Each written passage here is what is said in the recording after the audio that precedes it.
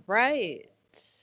Welcome to United Astronomy Clubs of New Jersey. Once again, we are live for our winter program where it is online only, but very shortly we will be back on site starting the first Saturday in April. So do check us out on our website, uacnj.org. It's where you're going to find a list of all our current and upcoming talks, as well as where you could find us and a list of our social media. Speaking of that, do hit that like and subscribe here on YouTube and on Twitch. It helps us know we're doing a good job, and also is a great support to have and costs you nothing. That being said, you can also check us out on our social media, our Facebook, our Instagram. We have a Discord channel, so feel free to use those to ask any questions. Post your astro imaging photos. We always love to see. I know on Valentine's Day, I believe one person posted their picture of the Heart Nebula, and that was quite good. And with that, also, we are having a special event April 8th, which is the total solar eclipse.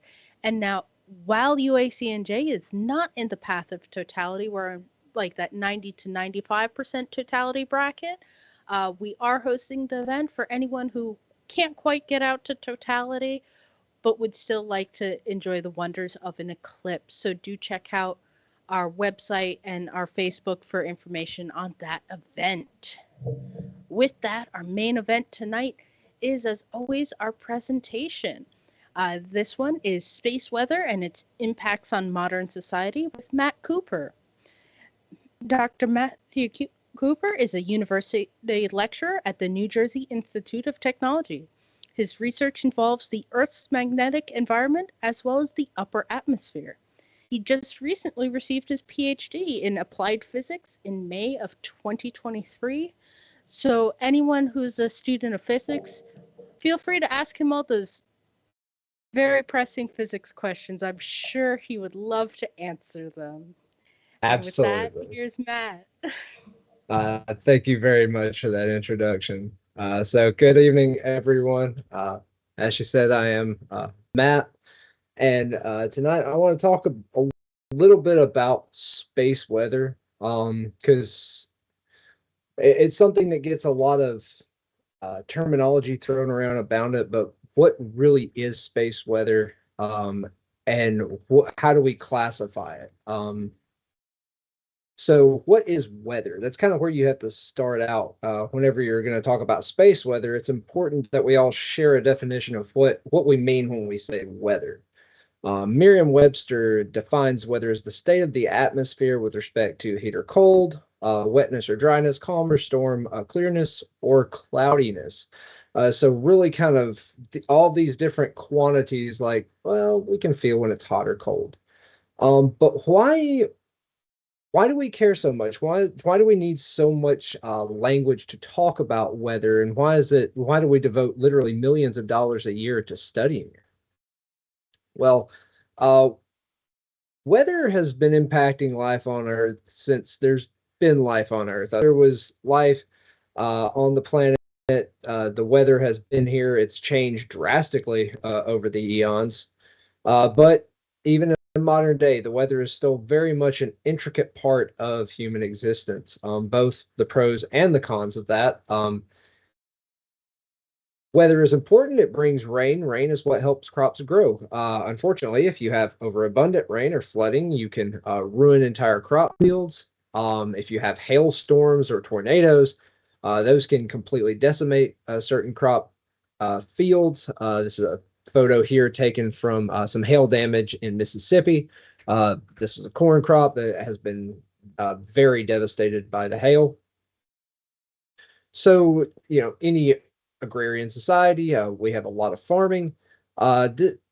The weather's kind of important to know about. You really want to know when there's going to be a drought. If you can predict that sort of thing, you want to know when it's going to rain, how much, kind of to kind of see how your crops are going to fare. So we have a language that we talk about with kind of the day-to-day weather. So we kind of ask, how hot or cold is it? So kind of in line with that Merriam-Webster definition. You might ask how humid it is that day. If it's a really muggy day, which is about every day in a Mississippi summer, um, you already know it's going to be a day of just being exhausted, and the environment just sucking all the life out of you. Um, if the wind's blowing too hard, as can be an issue in this part of the country for sure, around the Great Lakes. Is the wind blowing? How hard is the wind blowing? Is it a light breeze or is it 30 miles an hour and will take the hat off of my head? But then we have language that comes up whenever there's a particularly strange weather. Or not strange, I guess would be the wrong word, but abnormal. So something out of the ordinary. You might say, oh, there's a storm coming. Oh, well, what is a storm? So storms, we all kind of have this general understanding of a storm because most of us have experienced one at some point in our lives. So, thunder, lightning, rain, all that kind of comes with it. But it's really a strong departure from the day to day conversation. So you might ask, is there a storm? Was there lightning involved with that storm? Did it rain a lot from that storm? Was there a tornado? Was it a hurricane? So we have all these different terms for these really abnormal disturbances that can come about in the day-to-day, what we now know of as the troposphere, or the lower part of the atmosphere that our existence happens in. So we really didn't need to force this. This language of describing weather really came about naturally because human beings wanted to discuss this thing that was, strongly affecting all their lives. So has space weather also been this kind of natural progression of language? And if so, what's driven that? Where does that come from? Well, the language of space weather actually starts back in the 1800s with the invention of the telegraph. So the telegraph was one of the first reliable long-range forms of communication. These were extremely long, 100-plus-kilometer telegraph lines in some cases that would be used to communicate along railroad tracks across vast distances. This one here at the top right, that was one of the first, I believe this was a 5-line, 6-pin telegraph. Here you have a Morse tapper. So this would have been what you would have seen back in the 1800s. This is actually a modern day Morse tapper with double paddles. You can actually buy this from Amazon right now. So there are still people that use these types of Morse encoding tappers. So once the telegraph was invented, of course, it rapidly gained popularity, and they were deployed along a bunch of different railroad tracks and used to communicate between railroad stations. One researcher, W.H. Barlow, studied some galvanometer readings that were taken off of that telegraph line. So the telegraph line has a current running through it. You're able to send and receive signals through that current, through transmitting different pulses through that current. So this is a galvanometer. Galvanometers are used to measure how much current you have flowing through a particular circuit. So if your current's flowing one direction, this needle will dip.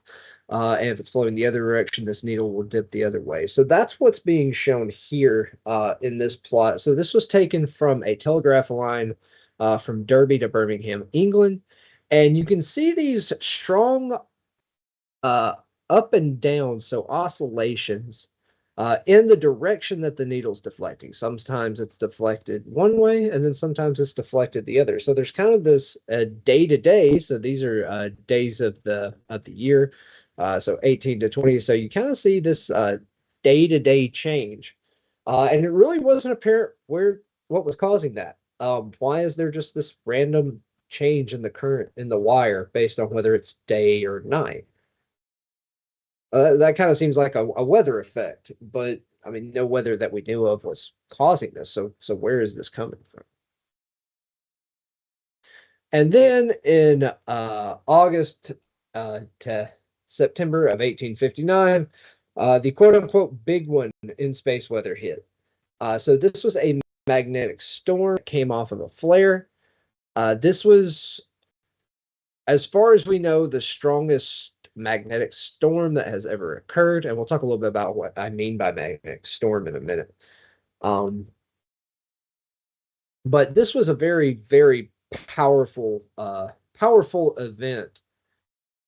Uh, the telegraph stations were able to run their telegraphs without batteries for up to 2 hours. Up to that point, it had really only been done for like a couple of seconds.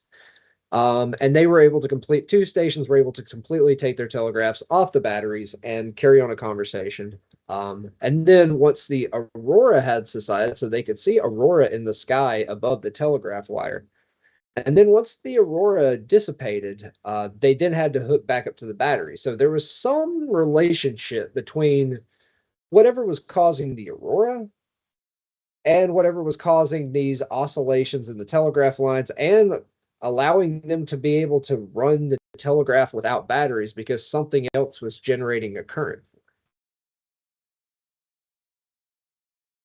There are plenty of scientific measurements from this time, but there's also a lot of ad hoc reports. There were reports that people were able to read the newspaper at night via a dim red glow all over the sky. There were miners in the Rocky Mountains that got woken up by this, and they thought it was just a cloudy morning. But as a matter of fact, it was a red glow. That red glow would, of course, be oxygen causing this. And this was seen down to very low latitudes. We're talking equatorial latitudes where you saw aurora. That is an amazing event to behold. Literally a once in a lifetime kind of thing to be a part of. So while this was happening, there were two British astronomers, Richard C. Carrington and Richard Hodgson, sorry. And they were both observing and recording sunspots. So sunspots are these little black splotches that appear on the sun. These are regions of very high magnetic field strength on the sun. That's why they're dark, because they've cooled down, so they're not peaking in the visible light anymore. And Carrington and Hodgson would regularly record these sunspots. And on this particular day, on September 1st, there was a very bright flash that came from the sun. This was a white light flare. So these regions, these sunspots, when that magnetic field strength gets strong enough, they'll have very explosive solar flares that come out of these. Those then we know now are actually throwing material up off the sun. So Carrington made the connection between the sunspots and this flare and whatever was happening with the telegraph lines and these brilliant auroral displays, which it's now been dubbed the Carrington event in his honor. So we had the telegraph invention around 1837. Barlow makes his first measurements of the diurnal or daily changes in the currents and the telegraph lines, and then the Carrington event. Well, a little bit before all of this had happened, there were a couple of other scientists in England, that would be Gauss and Weber, and they were working on something that didn't yet seem to have any relationship with these effects that were being seen. So Gauss had just recently, around the 1830s, worked out how to make very precise measurements of the Earth's magnetic field. And these weren't just declination, so what you might get from a magnetic compass needle. These were both declination, but also absolute value measurements. And that was really what was the big discovery of Gauss during this time. So once he had figured that out, he approached the British Empire and well, he first approached many colleagues, and they set about forming a council, which then, with the backing of the British Empire, they were able to build a bunch of these magnetic observatories across the globe, really. There was one that was in China, several placed in different areas where the British Empire, of course, had some role. This is a picture from Trinity College. So right here in the center, this is one of Gauss's magnetic observatories. These were built out of very specific material, uh, non-ferrous material. Obviously, it would interfere with the measurements. This observatory was for the declination measurements they were making. So what the direction of the Earth's magnetic field is, but the absolute value measurements actually had to be conducted at another observatory that was away from the campus. Well, around this time, well, not around this time. Around the turn of the century, there would be another revolution in telecommunications. So much like the telegraph in the 1830s, 1840s, around the turn of the century, Marconi would create the wireless telegraph, which we now know as the radio, and it would spread like wildfire. It would be adopted into just about every part of society, from military defenses to just communications amongst different uh, parts of the population. You start having individual civilian radio operators, and then the question gets asked, well, okay, so the last real big telecom revolution with telegraph was affected by this weird weather that we're not sure where it's coming from. The radio going to be any different? And it turns out that no, the radio was also affected by this, and I'll talk a little bit about how later. So it's really because at the time of Marconi, it wasn't really settled whether or not it was being affected. We now know today that it is very much so.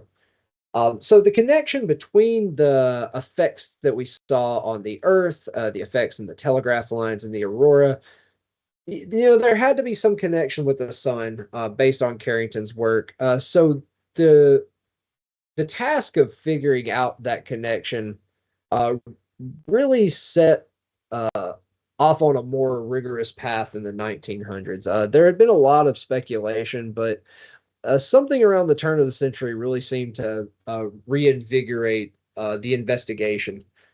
You had Sidney Chapman. Before him, you had Carl Stormer, who's a Norwegian. Um, Adolf Schmidt in 1914. He was a German, another Gauss. He was very much a magnetic field experimentalist, so he worked very hard on measuring that magnetic field and made some very good measurements. So Sidney Chapman was a mathematician and theorist that came onto the scene. His student Ferrero. So there are certain current systems known as Chapman-Ferrero currents. Chapman worked with several famous mathematicians at the time and was very well renowned. So he worked on a lot of what this system around the Earth called the magnetosphere. So this was a magnetic shell around the Earth that had been proposed back in the 1600s. Was there some relationship between it and the effects they were seeing? So that idea really started to gain some legitimacy and foundation, more so during the 19th century. During World War II, at this point, radios and the use of radio frequency waves had become broadly used, so that the military was using it for their early warning systems, their radar defense systems. And in February of 1942, the British radar system stopped working. It was being disrupted. And they thought it was a German jamming system or some kind of German jamming effect, but it turned out to be a solar flare that had changed the ionosphere. And as it turns out, so this was kind of one of the first major instances of uh, the radio telegraph, or in this case, the radar, really being influenced by this weather from space. Um, so then in the 1960s, uh, the AT&T started laying transatlantic cables. So again, some more of these long conductors, much like the telegraph lines. And of course, they're going to have the same issue that the telegraph lines had. They're going to have these large currents built up in them. This here is showing a change in the output voltage for one of these lines to Scotland. Dr. Lou Lanzarotti is a distinguished research professor at NJIT. He worked on this problem a lot during his career, working at AT&T Bell Labs before coming to NJIT. And he has been a space weather researcher for many decades. So we have this effect on the radio. We have these effects on transatlantic cables. So now the notion of starting to need language to talk about this is much more settled. Now we have official terminology to talk about it. So we start in the 1800s, kind of seeing these space weather effects really start to impact humanity for the first time. Kind of the first glimpses of it, if you will. Then we go through another technological revolution in terms of communications with Marconi. Chapman, the theorist, comes on the scene. World War II, we see radar jamming. Then we have Lou working with transatlantic cables. And in the middle of all of that, you have someone named Van Allen. So he is going to come on the scene around 1958. And this is the beginning of the space age. So World War II is just over. There is a increased desire to kind of understand space more, to get better at rocket building. And to that end, Dr. Van Allen, with the help of William Pickering from NASA and Werner von Braun, were able to launch several satellites into orbit to measure the particle radiation. So Van Allen would make Geiger counters that could survive in space, and they would launch them on these satellites. Pioneer 3 and Pioneer 4 had a couple of these Geiger counters on them.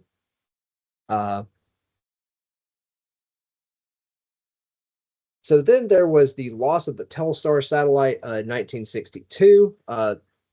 The satellite received too large of a dose of radiation, and there are many things that could have caused it to fail. It could have shorted out a wire somewhere on the solar panel, fried a motherboard. There are many different ways, depending on what kind of orbit it's in, for a satellite to be lost. So as Van Allen was sending up these different satellites, he sent up Pioneer 3 and Pioneer 4. And he was able to use the Geiger counters to measure the total number of particles, or in this case, radiation, that was actually trapped in the Earth's magnetic field, or magnetosphere. And he saw more or less what he expected. To a certain extent with Pioneer 4. Pioneer 3 saw some very interesting results. So you have this dipped structure here. For Pioneer 4, you start seeing a lot of activity out here at the edge. So once you get further away from the Earth, so here this is radial distance from the center of the Earth, and this is going to be how many counts you're getting every second. And this was a really big deal, because up to this point, before Van Allen launched his first satellites, everybody thought space was empty, void of anything. There was nothing there. And this showed that no, there are actually particles, lots of them, surrounding the Earth. So this was really a fundamental shifting of what humans thought about space and what was there. So empty space is not bad, but space with stuff in it, that now there's the potential for an impact. So nowadays we know much more about this region known as the Earth's magnetosphere. We've come a very long way since the 60s, or the mid 50s. This is not unique to Earth. Any planet that's core is still sufficiently hot will create a magnetosphere around itself in the right conditions. Even with rogue planets, we've seen magnetospheres form with them, interacting with the interstellar media. Our magnetosphere is generated by the interaction of the Earth's magnetic field with what is known as the sun's wind or the solar wind. So this is a wind of plasma. So this is not a wind like how we would feel it here on Earth. So this is a plasma, so that fourth state of matter that comes off of the sun. And that will propagate away from the sun. And if we happen to get in the way of it and it hits us, it can interact with the Earth's magnetic field and cause changes in that magnetic environment. And it turns out that magnetic environment is really what induces a lot of the space weather effects that we see here on the ground. So here we have what's called a shock. So this is akin to if you see a rock in a stream, how you'll kind of have water that flows around it, but it'll be out away from the rock. That's the same thing here. We have what are now known as the Van Allen radiation belts. So Van Allen's namesake, these are areas of very high particle radiation. These can be detrimental to any satellite that goes through there, definitely to any human that might unfortunately find themselves there. You have the auroral zones where you can see aurora. And then you have the Earth's ionosphere. So the ionosphere is a region from about 100 to 600 kilometers. And as it turns out, the ionosphere and the magnetosphere actually talk to each other a lot. So if something's going on in the magnetosphere, it can kind of change what's happening in the ionosphere as well to a very large degree. So eventually it was realized that the magnetosphere, just like our troposphere and the thunderstorms that we've been experiencing since time immemorial, the magnetosphere also has times when it is in a storm-like state. These storms can last anywhere from 5 to 13 or 14 days. They have different morphologies depending on what caused the storm. So much like with our weather, if you have a pressure change, that does something. If you have a temperature change, that causes something else. The magnetosphere is no different. You have storms that can be caused by a variety of different things.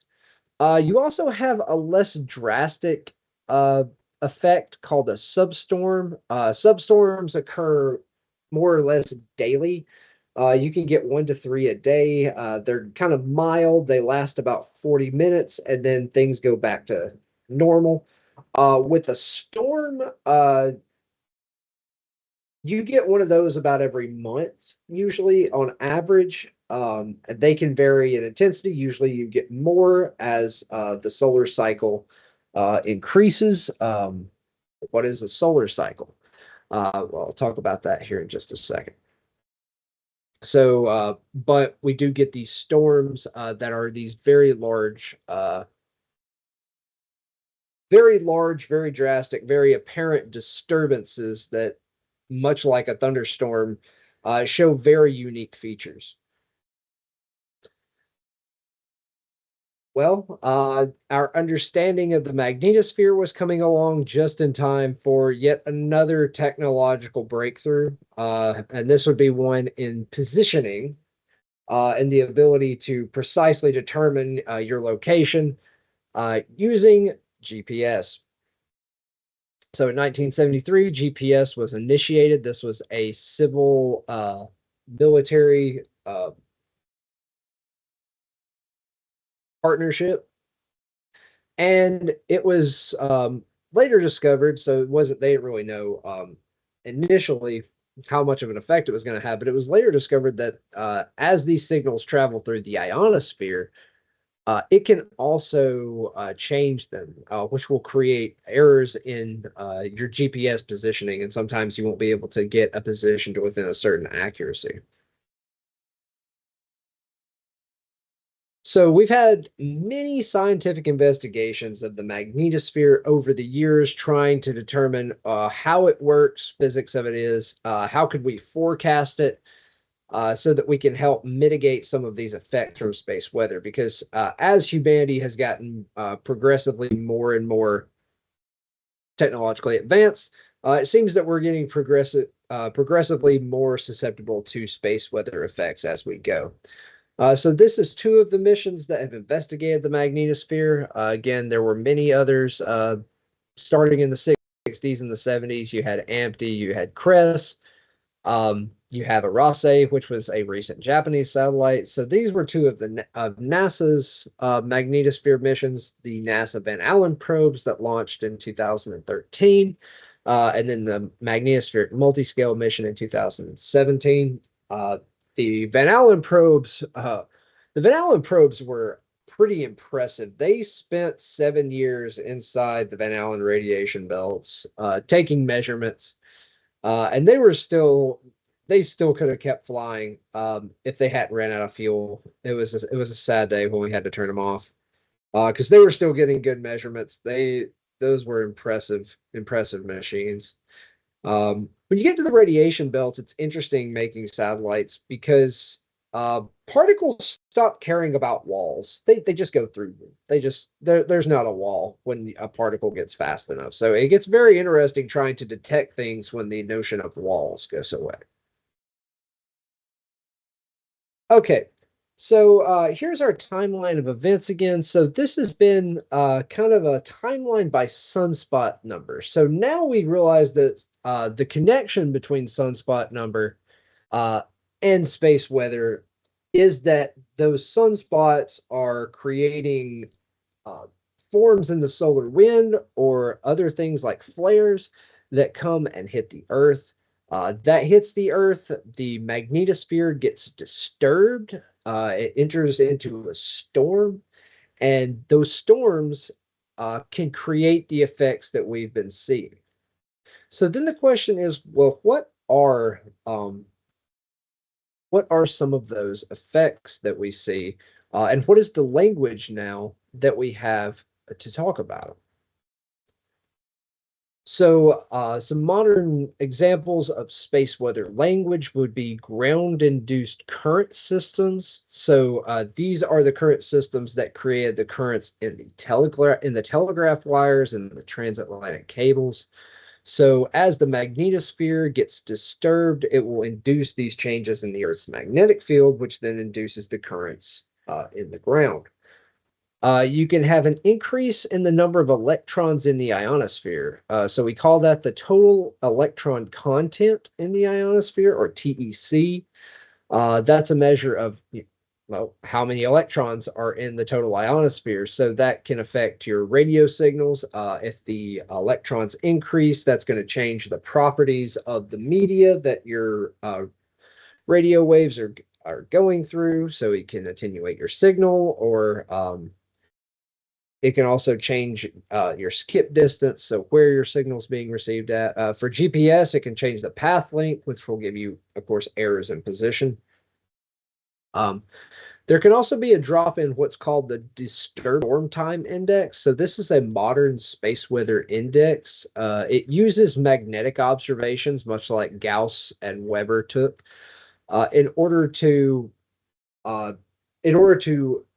measure the state of the Earth's magnetic field. So whenever there is a drop in DST, a very specific drop, it's got a very specific profile, we know that there's a storm happening. And we can tell this uh, based on the morphology of what we see in the magnetic field data. There's a very specific change that occurs, mostly due to the buildup of what's known as the Earth's ring current. There can also be increases in density in the thermosphere. So the thermosphere is a region in the ionosphere.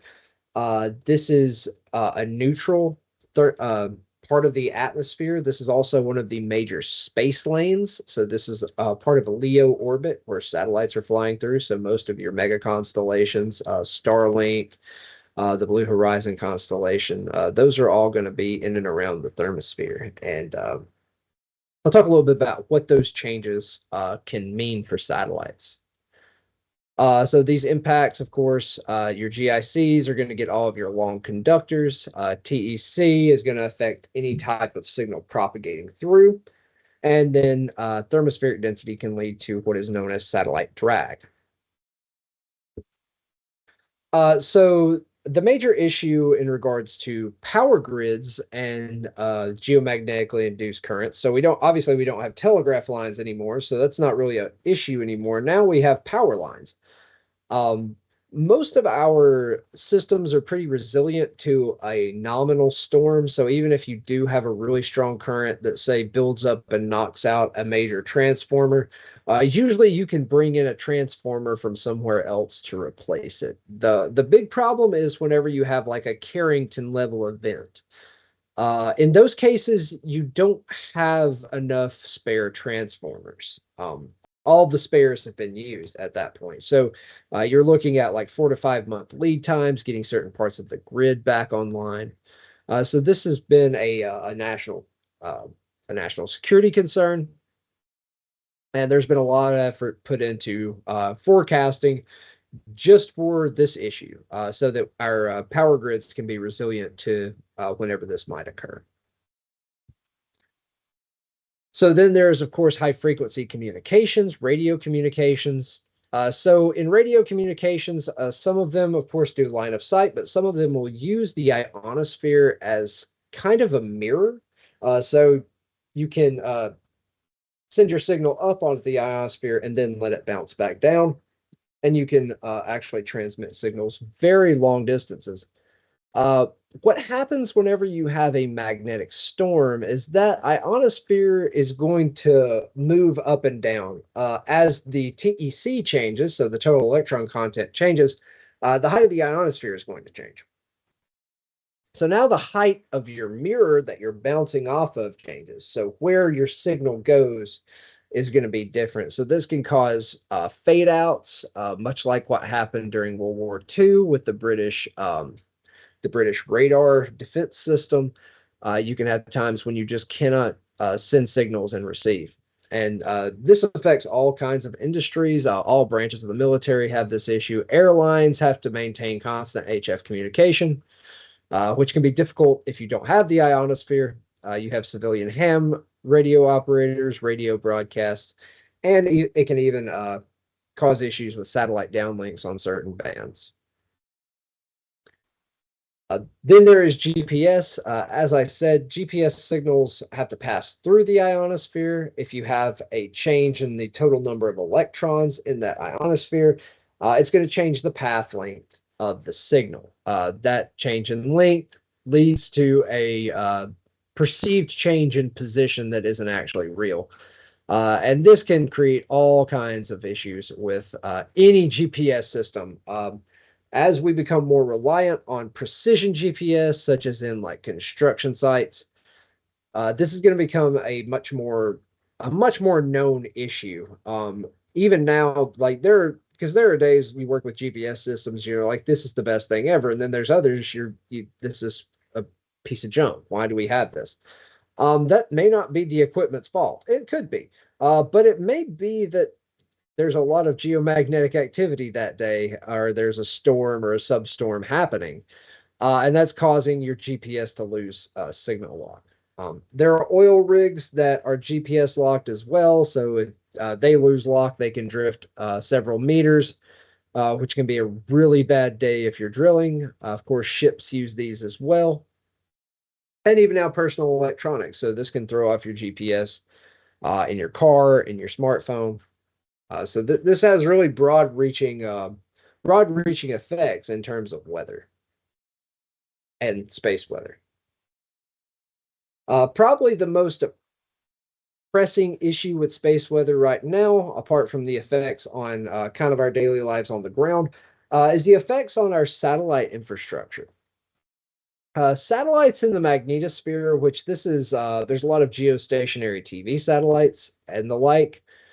Uh, we now know that that region of the Earth's space environment is a radiation belt. So there is a lot of radiation that is in that area. So satellites are constantly getting bombarded, and this can lead to many issues. The solar cells are going to degrade because you constantly have these extremely high energy particles hitting them and stripping away material. Certain really high energy particles can just shoot straight through the satellite and hit an electronics board. They can just change a 0 to a 1. You have discharges, which a discharge on a satellite's a really bad thing. So you have this buildup of current from just flying through the plasma of the magnetosphere, and that can cause arcing, which can burn out circuits as well. Of course, if you have a bunch of high energy particles and you're using a star tracker, you're going to get a lot of noise in your star tracker from those particles just hitting your detector. So a lot of things can go wrong here. And a lot of critical systems can be impacted. There's been several satellites that, again, like Telstar 1, that just fried and went dormant being out there. So then there's satellites in the thermosphere. So the majority of our space traffic does not happen in the magnetosphere. It happens in the thermosphere. That's where a lot of these mega constellations are being deployed. And these are deep enough in the atmosphere that they're kind of protected from all of the nasty radiation effects in the magnetosphere and all of the space weather that happens out there. But they have another problem. So they are in the Earth's atmosphere. Well, they're in a particular region of it known as the thermosphere. The thermosphere is a very viscous region of the atmosphere. It's pretty low density. I mean, it's at about 250 to 400 kilometers. So your densities here are pretty low, but they're not zero. So satellites, to a very rough approximation, I am, as a physicist, I would have been shamed if I didn't put at least one equation. I promise this is the only one I'm going to show. So in this equation relates the orbital altitude of a satellite with its velocity. So the velocity, the ratio of the velocity to the orbit is equal to the acceleration due to gravity, which the acceleration due to Earth's gravity is more or less constant in a circular orbit. So as long as my velocity stays constant, my orbital height will stay constant. Well, this ratio has to be maintained. So if I lose speed, the orbital radius would need to increase in order to keep this constant. Of course, that can't happen because there's no extra energy coming in to go back upwards. So the satellite's going to end up falling. This can be a mild issue. So maybe the satellite drops by a few meters out of its nominal orbit. Maybe it drops by several, which happened with a flight of Starlink satellites back in 2022, I believe. An entire flight of 40 Starlink satellites burned up. They were bringing the satellites online in a low orbit in the thermosphere, and a space weather event, a geomagnetic disturbance. I don't even know if it was a storm. I think it may have been a substorm. Happened, and the density of the thermosphere increased very rapidly, and those satellites weren't able to maintain their orbit because their velocity was being slowed down by the increase in density. So that increase in density leads to a decrease in the speed of the satellites, which in turn are going to drag them down to lower altitudes. So this can be a problem because you may lose contact with your satellite during space weather events. So after you get contact back to uh, the satellite's no longer where it's supposed to be. It is moved significantly, and this occurs a lot after storms. Uh, Again, due to these changes in our thermosphere, which a lot of satellites are flying through. This has been a very, very hot topic in research, is trying to forecast the thermospheric changes, not just globally, but in specific regions, so that we can give satellite operators accurate accurate means of calculating the drag on their satellites. Because every time this happens, you have to get back to your original orbit. Well, in order to do that, as I said, you need to put in some energy, and that usually comes in the form of the satellite burning some of its fuel. Well, satellites only have a finite amount of fuel, so the more you have to burn, the shorter the lifetime of that satellite is going to be. So as I said, this is a very active area of research in modern day. This is going to be my shameless plug for the Center for Solar Terrestrial Research. I was a graduate student at the center. It's a great center. It's one of the few centers that joins the solar research with the terrestrial space weather effects directly. Usually you're doing this in separate centers, but at NJIT, this is all brought together under one roof. So we have solar physicists and terrestrial space weather physicists that work side by side together. We have several different instruments, as well as the Van Allen probes and the Polar Engineering Development Center. So space weather is has now reached the point where it's necessary for there to be some type of government policy regarding it. There are a lot of national security concerns, national infrastructure protection that needs to be accounted for. So to that end, the National Space Weather Action Plan was made on October 2015. And then in 2020, the Pro-SWIFT Act was enacted by Congress. This is to improve our forecasting. So really pushing for not just a mild understanding, but to have models and weather prediction for space, much the same way as we do for the troposphere. Like we can tell you to a reasonable accuracy whether or not it's going to rain in the next 5 days. We want to be able to do the same thing with space weather. Is there going to be a geomagnetic storm in the next 5 days? What are the ground induced currents going to be like over the next few days so that we can tell, power stations, you should expect to have high voltages on this day. The ability to tell satellite operators, yeah, you probably shouldn't fly at this altitude, or you should make a minor course correction to your satellite here so that you avoid this high density region of the thermosphere. So that's really where the bleeding edge of space weather is right now, is moving from this what has predominantly been a research area, starting with Chapman and going through the 70s with Lanzarote and many others. Now we're actually moving into trying to get a operational forecast that can be put out for people to look at daily. And that's really all I have. Um, I'd be happy to take any questions.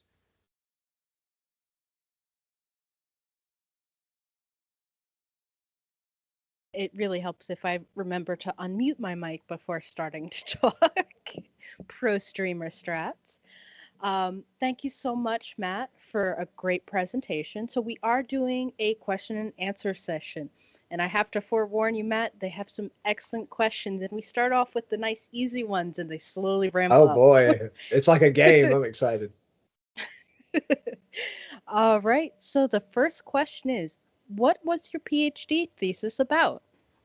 My PhD thesis was about the magnetosphere. So as from that picture I showed, the magnetosphere has a ton of different areas to it, and each of those areas has its own piles of physics that are involved there. So I looked at what's known as the Earth's ring current. So it's literally just a ring of current that runs around the Earth about 5 Earth radii out. And what my PhD was about was the thermodynamics of that, because it turns out the dynamics in space, much like everything else, are weird and completely different than what's on the Earth. Neat. All right. Our next question is, someone had noted that there are slides that have credited to Dr. Andrew Gerard. Uh, exactly is credited? Are you crediting to him? And who is Dr. Andrew Gerard? Dr. Andrew Gerard was my PhD advisor. I credit it to him because I stole some of these slides from him. Hey, he got credit, so we love people who cite their sources. One of our observers had actually also put in chat that Dr. Andrew Gerard is the chair of the Department of Physics and the director of the NJIT Center for Solar Terrestrial Research. So you can look him up there, probably on NJIT's website. He is a very busy human. Yeah, that's what happens when you get to manager level duties.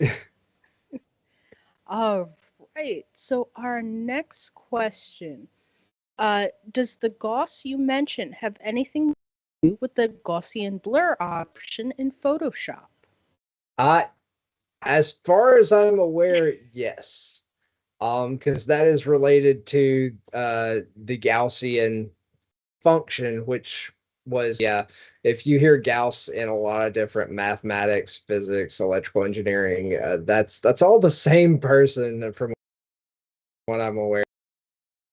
Dude with lots of time on his hands, apparently. Or just And manic devotion. It's hard to tell. one of our viewers, Get Real, said, yes, the blur function is based on the Gaussian distribution, which is the bell curve. So we're learning all sorts of fun things. Next question. Why did the absolute measurements need to be conducted away from campus versus at the observatory there? It was probably a noise issue. Once you get to the level of precision that Gauss was true, your environment becomes a lot bigger of a player. Like at the time, they didn't have like right now, Gauss would be losing his mind because we have all these wires running everywhere. We have all these electronics, all of the wiring in our houses making all of this magnetic noise. But even then, like people walking by can create very tiny disturbances, but a tiny disturbance is not no disturbance. And if you get precise enough, everything is. So he was trying to get as far away from anything that could disturb the measurement as possible, as much as he could with what the constraints he had. The 90s kid in me has like, even a person is a disturbance. I'm like, there's a your mama joke in there. But yeah, that fun things from eras you grow up in.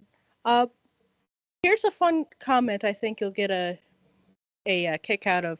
Around this couple slides from that question about the measurements on campus, you had a dude on screen, and one of the chatters said that it looks like the actor that played Bilbo Baggins, like his grandfather. Hmm. So I don't know if you want to go back and be like, oh, but I agree with them. That definitely looks like, I believe it's Martin Freeman's grandfather. Nope, not that picture. Not this one. Nope. It was a probably next slide Chapman. after that one.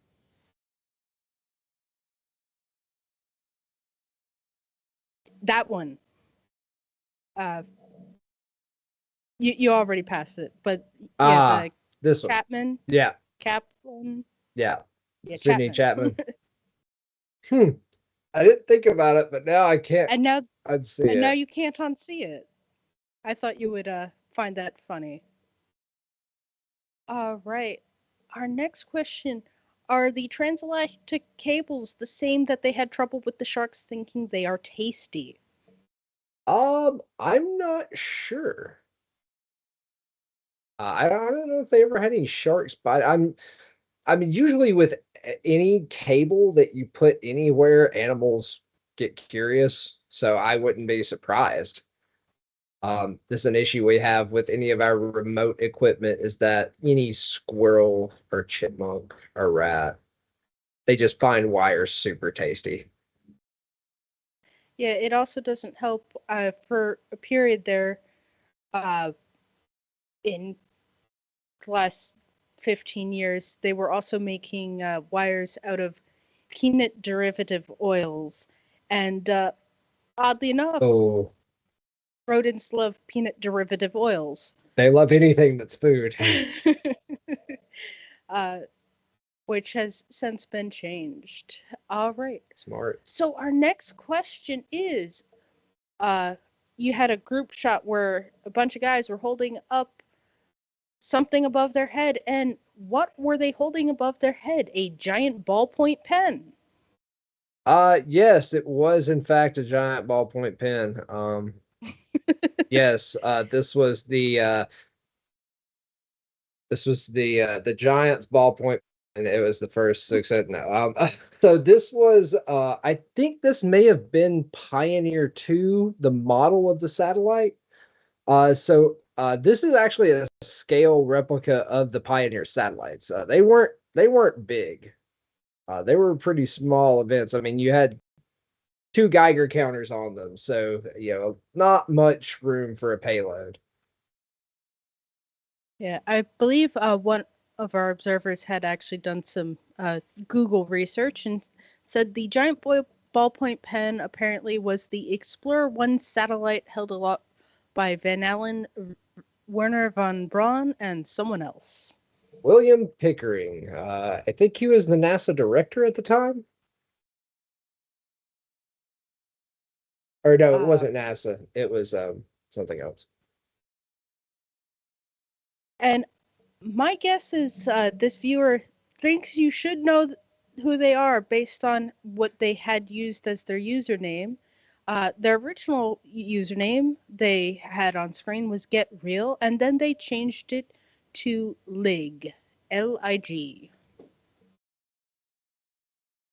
Any guesses who it might be? Lig. Lig. I have a couple of guesses of who this might be. Um, it may be a very well-renowned researcher. Professor Goodwin, possibly.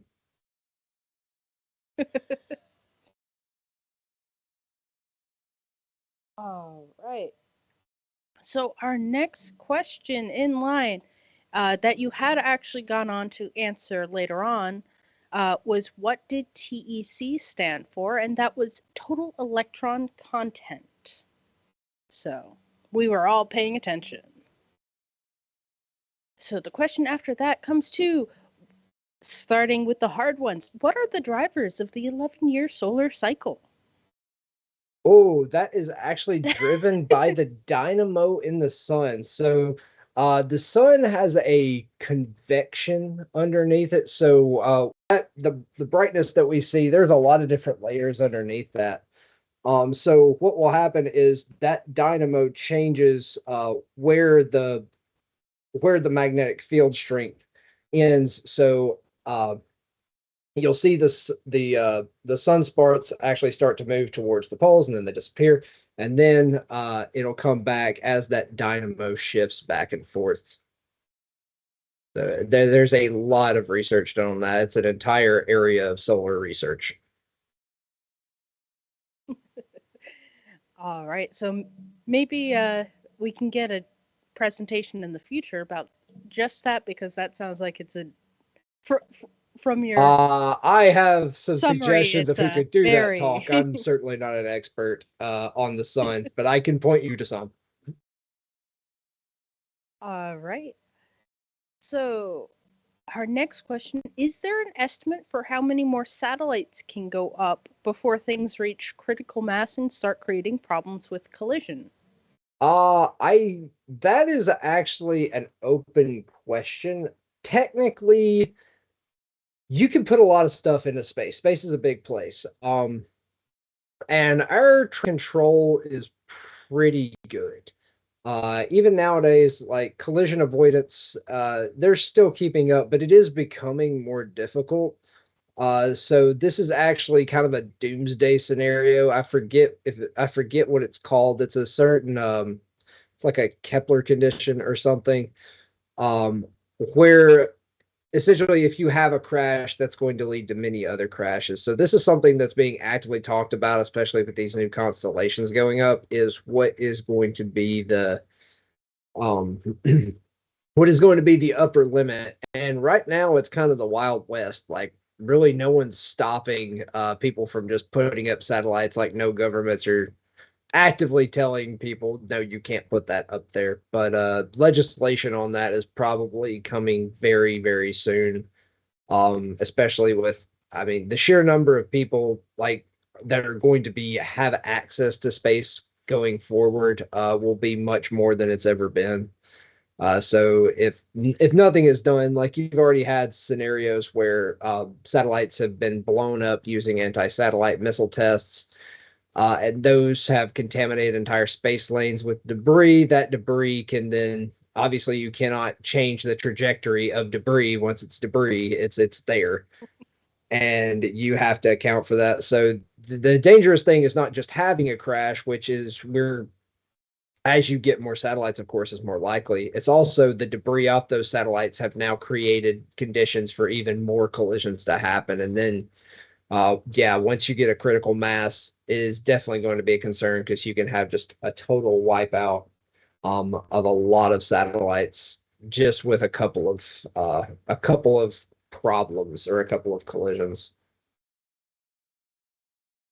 Yeah. Are there follow-up question? Personally, is there anything in place where they're thinking about solutions for if something like that does occur? I do not personally know. I would hope so. Um, there's not a I don't know exactly what you'd be able to do. I mean, there is a lot of so NASA has been actively working on debris tracking. So there's a lot of different like meteor radars and such that are working on tracking space debris and satellites. Um, but that doesn't really help you stop something once it's happened. It just helps you track everything so it doesn't happen. So right now, I think the approach is let's just make sure that doesn't happen. Because once it happens, there's not a lot you can do to stop it. You're talking about things flying at 7 kilometers a second. Um, there's not a lot we can do about that. A definite an ounce of prevention is worth a pound of cure sort of situation. Yeah. All right. So our next question is, how far in advance can Earth impacting phenomena be reasonably predicted, and what avenues are currently being explored to enhance space weather prediction? uh, I think you would get a lot of different answers on that right now. There are systems where we are doing near real time. There are specific indexes, like the DST index, for example, that we can predict fairly well 2 to 3 days in advance based on what's happening on the sun. The really big uncertainties are kind of the solar flares, because how fast they travel from the sun to the earth is very variable and kind of hard to predict. So we don't always know. We usually have a range, but getting it down to like this is going to be the minute or the hour, I think that's still very much uncertain. The big problem, the big thing that's being addressed right now is just the lack of measurements. So for tropospheric weather, every airport sends up a weather balloon. I think it's every hour or every 3 hours. And we have that, excuse me, we have just a ton of measurements to quantify what's happening in the troposphere.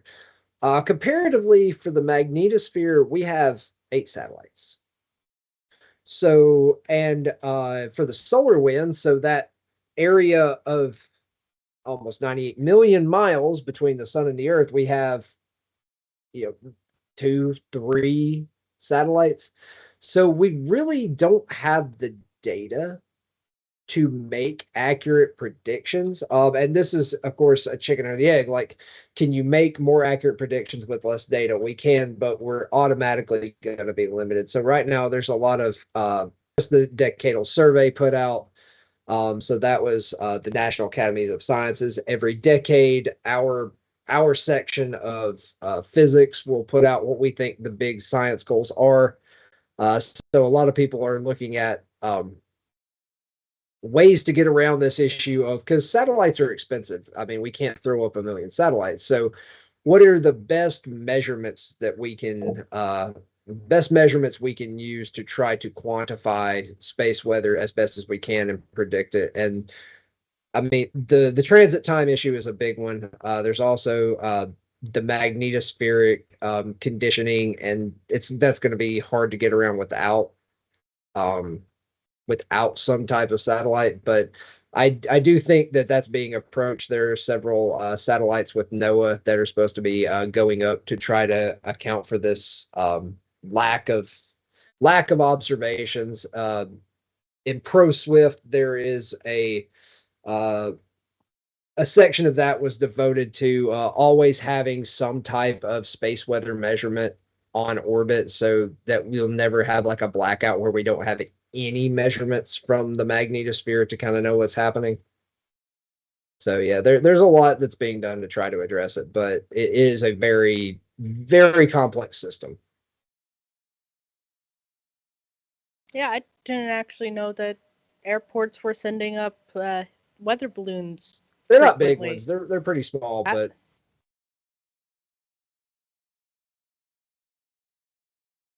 you know, new information. Here's a good question from Lig, and it's actually a question that maybe will help some aspiring people in the field. What are the most important open questions concerning space weather right now? uh that Things you need to solve for still. that is a laundry list. The more we dig, the more questions we find. So, um, right now, uh, there's a lot. How deep does the rabbit hole go in terms of effects? Are there any effects that make it to the troposphere? So, classic literature, classic research says that no, there's too much viscosity. There should be a disconnect between the troposphere and the ionosphere and magnetosphere. So kind of an open question is that always true? Is there ever a case where some of that energy can make it down? Uh, the role of the different currents in our magnetosphere. So we still don't fundamentally. So I mentioned substorms. We still don't really have a good definition for what they are. This is going on like 50 years, where substorms, like we know we can tell kind of when they're happening. Sometimes, sometimes they'll do things, and we use all these different indices like DST or TEC. So sometimes the substorm will do one thing, and then another time it'll do something completely different. So now it's coming down to, okay, so are all of these substorms, or is it like this is a thunderstorm, this is a rainstorm, and we just don't have enough measurements to differentiate? Can't feel the rain on our face and hear the lightning yet. So that's still a very much open, a kind of an open area. Is what is that effect? Even the long-term effects on humans. So, as people try to go to the moon and to Mars, they are going to have to deal with radiation because the moon is not shielded all the time from the solar wind. Mars is never shielded from the solar wind. Mars does not have a magnetic field anymore. It doesn't have a magnetosphere. So how that is going to affect prolonged human, civilization out in the solar wind, out unprotected by the Earth's atmosphere, I think that's still a very big question. Uh, I think one that industry and academia are really uh, battling with right now is what does what does the industry need? Um, so what do you need to predict your satellite trajectories accurately to make risk appraisals for a satellite mission based on thermosphere changes? What do you need from the scientists? And this is a big push by NASA. It's called research to operations to research. So kind of getting that conversation and dialogue going, because there was a big disconnect just with how space weather came into being. Again, There was an association with industry through Bell Labs, but that kind of association isn't there anymore because Bell Labs is now gone. Um, well, it doesn't do space weather research anymore. Yeah, kind of getting that dialogue back between industry and academics of what is being looked for, what do you need forecasted, and what are the big missing pieces of that. For some of our models still not forecast correctly because there are several models that they still don't get it right. So there's definitely still some missing physics out there to be found. All right. So we do have a few questions left. I want to, uh, if you guys on in chat have any more questions, I do encourage you to get those in. Uh, just because I want to give you guys some time because stream delay is a thing. So I don't want to be like, hey, any more questions and sitting here staring at each other. So our next online question is actually related to something you had been saying now. The Earth has a magnetic field to shield us, unlike Mars. What's expected to happen to the field strength during pole reversal, and what effects would it have on life? I think that's a very interesting question.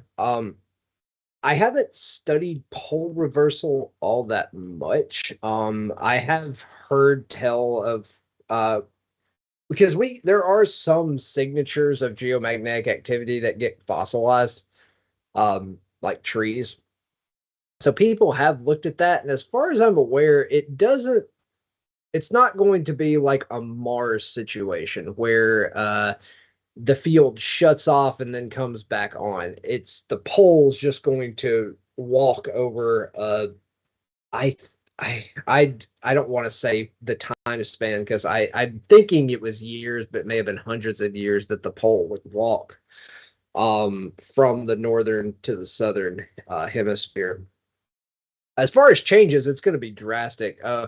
There is a planet in the solar system that has its magnetic pole into the solar wind. So that's actually a satellite mission that the John Hopkins Applied Physics Lab is trying to get funded to actually go to Uranus and measure that how their magnetosphere works, so that we have some idea of what happens when a pole flip happens. Because it's gonna that magnetic pole, it's not just gonna like over a day, or maybe it is a day. I don't think it is though. It's not just gonna switch. It's gonna be a slow transition. So yeah, that angle, or what we call the dipole tilt, that completely changes the engine that is the magnetosphere. So as you tilt that dipole, you're going to get some really, really different behavior.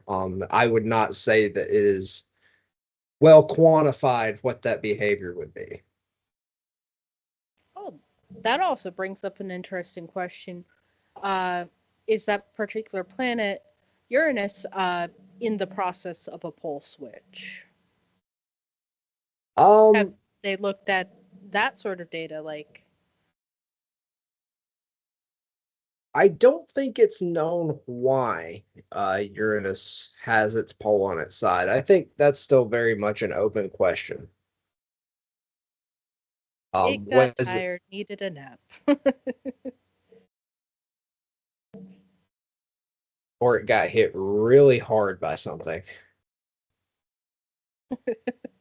real hard. All right. So, our next question is, have changes been made to avoid the problems that were experienced in 1989 from the 1989 blackout in Quebec? Yes. As far as I'm aware, the power industry has there are a lot of fail safes in place now. Our power systems are pretty resilient to just the average geomagnetic storm now, especially after the Quebec power outage. It's been talked about a lot. You still get spikes in power lines. NOAA had one reported. I think it was last year that was several hundred amps of power spiking. So it happens, but With the mild forecasting we have nowadays, even that's kind of enough for our power systems to adapt to it. Again, if you have something like Hydro Quebec that does happen, I don't think anything of that caliber has happened since then. Usually, you have a spare transformer somewhere that you can uh, roll into place. So nowadays, I think they're much more adapted. All right. So there was a comment from a question we had gone over earlier that uh, some fish were attracted to the electrical field around the cable, not that it was necessarily tasty, Mm, yeah, which makes sharks like electric sense. fields. Yep. I think that's how they do their sharky navigation, according to what the research has said. And another comment, and I'm going to take some of the political emphasis out of this. There are concerns that various countries have EMPs in space now to mutually assured destruction, that sort of problem.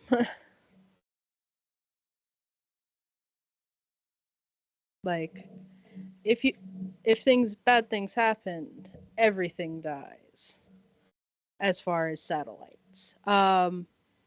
We don't we as public and amateur organizations don't know about such things, and I would prefer to keep such speculation out of the chat about the truth or inaccuracy of things like that.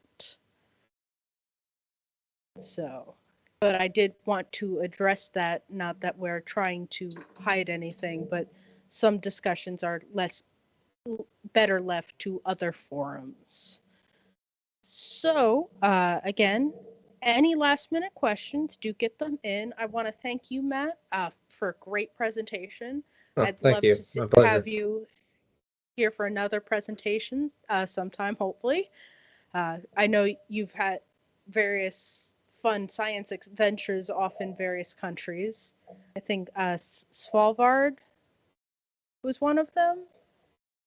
Yeah, we've got some instrumentation in Svalbard that I've been going up there to take care of and keep running. It's a very you never know what you're going to run into with an instrument in a new place. It's always fun to see what's going to go wrong that you don't know about. We have everything done. I know I have the book of if this happens, we do X procedure.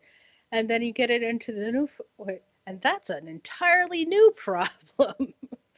One of the issues we're having is so you've probably seen the FPI trailer at Jenny Jump and that the dome that's on top of it. Well, most optical observatories have just like rows of those domes.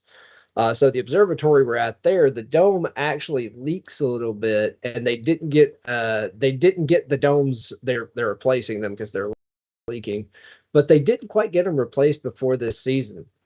So as I was working on it the last time I was there, I noticed that some of the rubber on one of the cables has melted. But here's the problem: that dome never gets above freezing. It is right next to the outside Svalbard winter. Svalbard is in the Arctic Circle. It is very cold. So I don't get what happened with that rubber. It seems like the mixture of the water dripping on it and the cold temperature has caused it to just stalactite down. Um, yeah, That that is an interesting problem. yeah. So I don't. I have no idea. yeah, um, I also want to thank everyone here in chat. It We'd love to see you come out again. Do check out our website for United Astronomy Clubs of New Jersey. It's uacnj.org. You'll If you came in halfway part through this presentation, you can always check out our YouTube channel. We do keep all of our talks archived there. So you can always go back, ask questions, drop likes and comments on them. Uh, and I do check those periodically and try and answer the questions or get the answers as best I can when I see them. Um, Also, check out our social media pages, our Facebook, our Instagram. We have, again, the Discord channel, which is a more real time question and answer if you so desire. Oh, perfect. Uh, another question is, what is the purpose of the instrument that you had installed at Jenny Jump? So that instrument is a Fabry Perot interferometer. Um, it's it's like a super eyeball. It's an optical instrument. It measures a very specific wavelength. So at Jenny Jump, we were looking primarily at 630 nanometers. So if you remember during the Carrington event, there was this brilliant red glow that people were reading their newspapers by at 1 a.m. in the morning. So that red glow is actually oxygen. It's atomic oxygen, and it emits a very specific color of light, 630.0 something nanometers. So that light comes from the thermosphere. So with the Fabry Perot, we're able to very, very, very precisely down to the picometer measure the shifts in that light. And using those shifts caused by what's known as the Doppler shift, so using the physical effect known as the Doppler shift, we're actually able to tell how fast the wind is blowing and what direction in the thermosphere, which is about 250 kilometers. That's actually a part of why we do that is because of this issue of we don't have enough measurements, but satellites are too expensive. Well, Fabry Pros like Hody, that's deployed at Jenny Jump, um, they allow us to actually reach very high altitude and recover measurements for relatively cheap. I mean, you think about a satellite mission, you're talking about 100 to 500 million dollars to a billion or 2 billion, depending on what you want to do. Compare that to that Fabry Pro, which I think that it was originally an Air Force Durant proposal, and I don't think it was. I think it was about 250K to build the entire instrument. So very much a different level of cost for return. Obviously, satellites give you much better, but for the cost, it's really hard to beat an FPI. And you can look at different layers. That one looks at 630. You can put different types of filters in them. Of course, you have to kind of change the optics of the system a little bit to account for it. But yeah, you can use Fabry Pros to measure a lot of different things in the atmosphere. And it's really hard to measure neutrals.